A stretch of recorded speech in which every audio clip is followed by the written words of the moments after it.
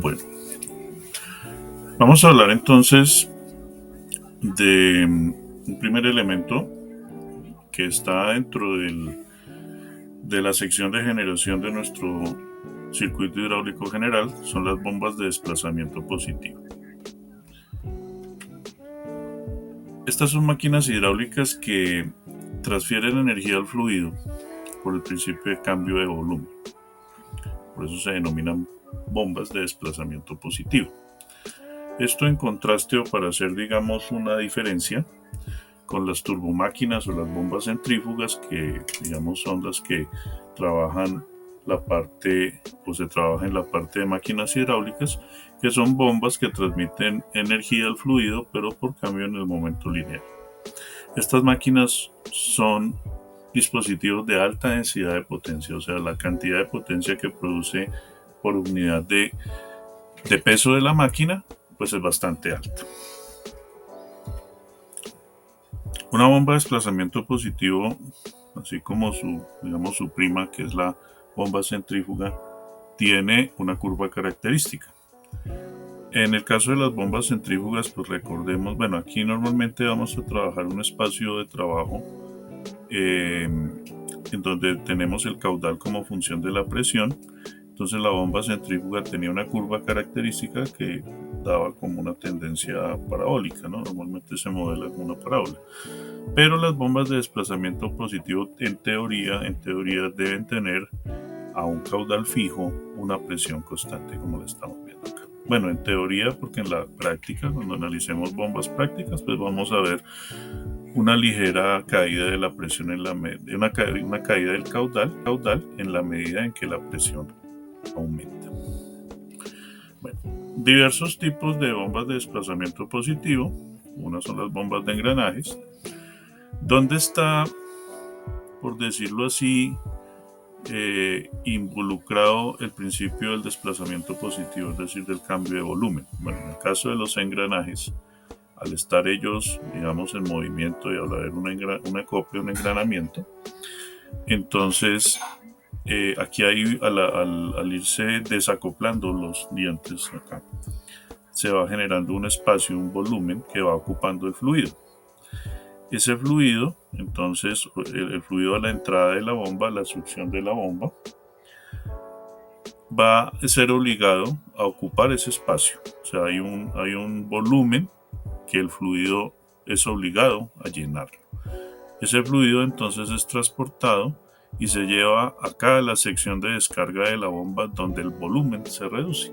O sea, aquí está el principio de reducción del volumen, cambio de volumen y por tanto impulsión del movimiento. Bueno, en el caso de las bombas, de esta bomba que tenemos acá, que se conoce como bomba de media luna, también se denomina engranaje, pero el perfil del engranaje no es tan de envolvente como los engranajes que nosotros conocemos, sino que tiene pues otro perfil un poco más desarrollado para este tipo de aplicaciones. Y acá entonces veamos que tenemos el principio de cambio de volumen, ¿no? Observemos que este rotor interno acopla con el rotor externo y aquí hay un desacople, un espacio de volumen, un volumen al cual se obliga a llenar con el fluido y después el fluido pasa acá a esta sección, una sección donde el volumen cambia y es expulsado.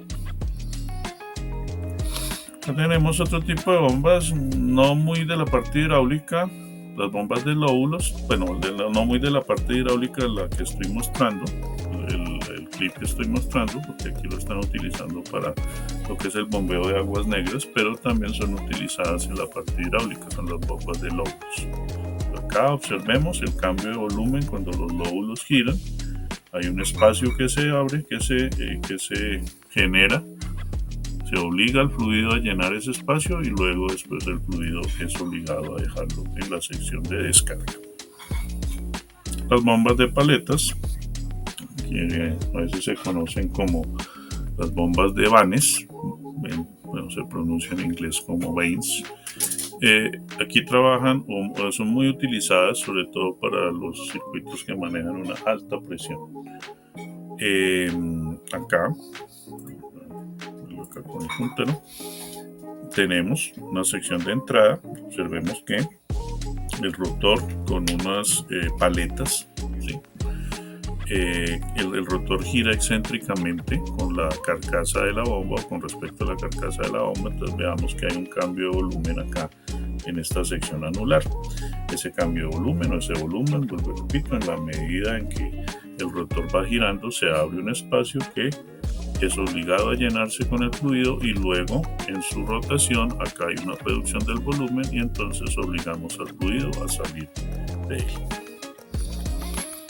Las bombas de pistones, muy utilizadas también para dispositivos de alta presión, son básicamente pistones, se les denominan plungers o émbolos buzos, los cuales son obligados pues a tener un desplazamiento axial, ¿cierto? Funciona como una máquina de pistones, una máquina reciprocante, pero entonces aquí está el principio del cambio de volumen y tienen pues varios pistones trabajando en paralelo para generar al final un incremento de potencia bastante grande. Son muy utilizadas sobre todo en la mecánica diésel, son muy comunes este tipo de bombas de pistón. Este es un diseño algo novedoso, la bomba G-Rotor. Es un rotor, ¿cierto?, que gira también internamente a una corona o a un rotor externo.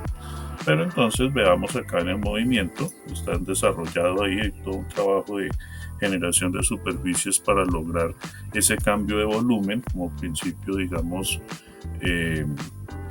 elemental, ¿sí?, o fundamental de estas máquinas de desplazamiento positivo. Bueno, en el aula virtual va a quedar un clip, un link de YouTube donde pueden ver este video. No lo voy a pasar acá porque digamos que no es la idea hacer un video de otro video. Lo pueden ver directamente de YouTube, pero allá les van a explicar sobre esta bomba, una bomba muy utilizada, que son las bombas de pistones axiales. Es muy importante, les recomiendo que la vean porque son bombas que, además de ser generadores de presión, también regulan su caudal. Yo puedo variar la distancia recorrida por los plungers, por los émbolos buzos, son estos que tenemos acá, y entonces puedo yo regular el caudal de la bomba gracias a esa aplicación. Es muy interesante, entonces quedará el material ahí en el aula virtual. Bueno, la simbología, que ya hemos hablado de ello, pero recordemos, según la norma ISO 1219, entonces nuestra bomba está representada por un símbolo como este. Recordemos que en los circuitos hidráulicos pues este triangulito debe estar relleno, ¿cierto? Si no está relleno, si está sin relleno, es un circuito neumático, o sea, estamos hablando de un compresor. Bueno, una bomba unidireccional, una bomba bidireccional, o que puede producir un flujo en dos direcciones. Este es un motor hidráulico, ¿cierto? Como por decirlo así, el dispositivo antagónico de la bomba, pues es una máquina que recibe energía hidráulica para producir energía mecánica, el caso del motor hidráulico. Entonces, el motor hidráulico, su símbolo, entonces vemos, digamos, la similitud, pero también pues las diferencias conceptuales con respecto a su prima. Y pues los símbolos, recordemos que tienen como unos modificadores. Por ejemplo, si lo cruza una flecha, entonces es una bomba de caudal variable, una bomba bidireccional. Bueno, toda la interpretación de la simbología hidráulica la tenemos acá para que sea, pues digamos, de análisis y de estudio. Las bombas hidráulicas requieren una fuente de impulsión, obviamente. Entonces ellas pueden ser impulsadas por motores, normalmente pueden ser motores de combustión interna o pueden ser motores de tipo eléctrico. Sin embargo, la selección del motor es bien importante, y esa selección va a depender pues del caudal que yo voy a manejar, ¿cierto? El caudal de la bomba va a ser función de la velocidad de giro. Luego, pues mi motor no puede, más bien debe estar en capacidad de entregar el par la potencia mecánica necesaria para que la bomba entregue el caudal a las condiciones de presión necesarias, ¿no? Entonces, la escogencia de ese motor no está desligada, sino que hay un análisis muy fuerte de el tipo de motor adecuado para la aplicación de la bomba que vamos a utilizar. El rendimiento volumétrico, el rendimiento mecánico, que ahorita hablaremos de ella, y la presión requerida por los elementos del circuito. Bien importante, entonces tener presente. Bueno, el caudal de una bomba, como es una bomba de desplazamiento positivo, depende entonces de un cambio de volumen, ya hemos sido enfáticos en ello. Entonces, acá tenemos una ecuación, una fórmula, que nos indica el caudal que entrega la bomba, o cualquier bomba. Se puede establecer su caudal a partir de multiplicar el desplazamiento, el cambio de volumen que ella realiza, multiplicado por las revoluciones por minuto a las cuales ella opera.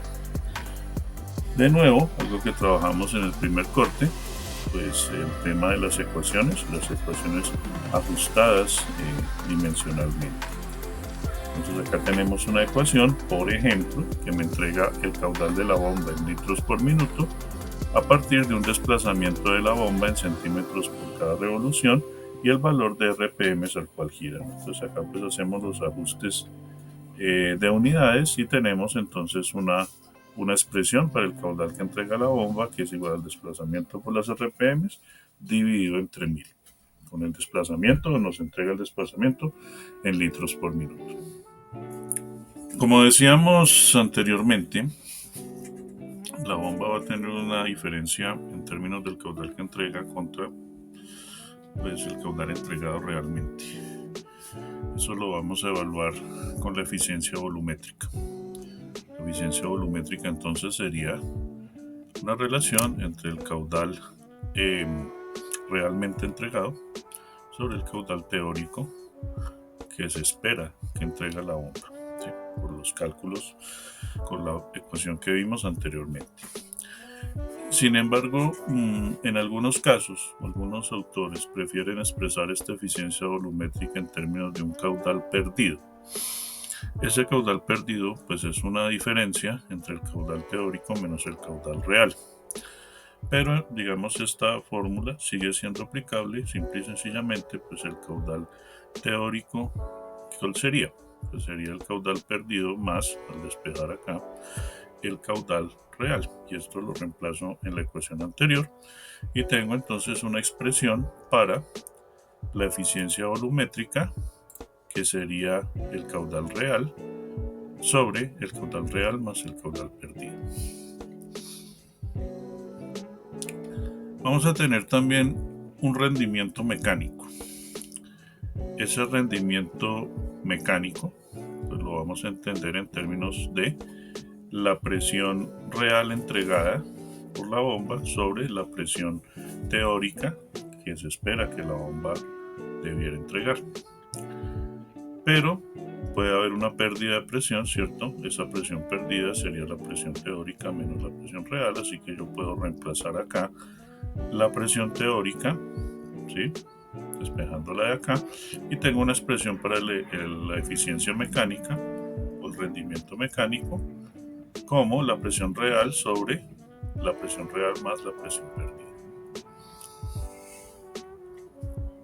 El rendimiento total de una bomba se define entonces como el producto de la eficiencia volumétrica por la eficiencia mecánica, lo que conocemos como eficiencia total. Observemos acá dos curvas de fabricantes y de bombas reales en las cuales pues, me entregan la curva característica de la bomba, caudal contra presión, pero adicionalmente me informan los rendimientos, ¿no? Entonces las bombas no son máquinas de rendimiento constante, sino que el rendimiento es función de la presión a la cual trabaja el dispositivo. Entonces acá veamos una variación, ¿cierto? Y es de esperarse que la eficiencia volumétrica de la bomba caiga en términos de la presión a la cual se trabaje, ¿no? Esa diferencia de entrega de caudal real contra el teórico, ¿dónde puede estar explicada? Pues puede estar explicada debido a la contrapresión que genera el fluido a la descarga, ¿no? Si la bomba pues ya tiene algún desgaste o pues digamos que debe existir acá alguna holgura, entonces es posible que las presiones a la descarga de la bomba, que serán las presiones de trabajo del circuito, hagan que parte del fluido pues regrese hasta a la sección de admisión, a la sección de entrada de la bomba. Entonces eso puede explicar un poco las pérdidas del caudal real y el caudal teórico. Y claro, obviamente al incrementarse la presión, pues va a haber mayor retroceso de fluido. Entonces la eficiencia volumétrica va a caer. Y la eficiencia total, como estamos viendo, es función de la eficiencia volumétrica, entonces también va a verse afectada y va a ser función de la presión a la cual esté trabajando el dispositivo. Estas curvas que estamos mostrando acá son curvas reales, ¿no?, de fabricantes. Yo puedo también encontrar en los libros, pero digamos los autores de los libros de mecánica de fluidos pues prefieren expresarla digamos en la forma tradicional, o sea, la presión contra el caudal en este caso, como lo hacemos con las bombas centrífugas, pero entonces la curva característica pues tiene una forma pues equivalente, ¿no? Equivalente, o sea, una variación de la presión contra el caudal, ¿sí? Y unas curvas de eficiencia, en este caso de eficiencia volumétrica, las que tenemos en línea punteada, y una eficiencia total como las que estamos viendo. Digamos que las dos formas de presentar la curva pues pueden diferir, digamos, en términos de qué variable quiero yo considerar como dependiente o independiente, pero digamos ambas tienen una misma explicación del comportamiento del dispositivo. Entonces acá tenemos las bombas de las curvas características reales sobre las cuales pues, nosotros vamos a hacer nuestra actividad evaluativa.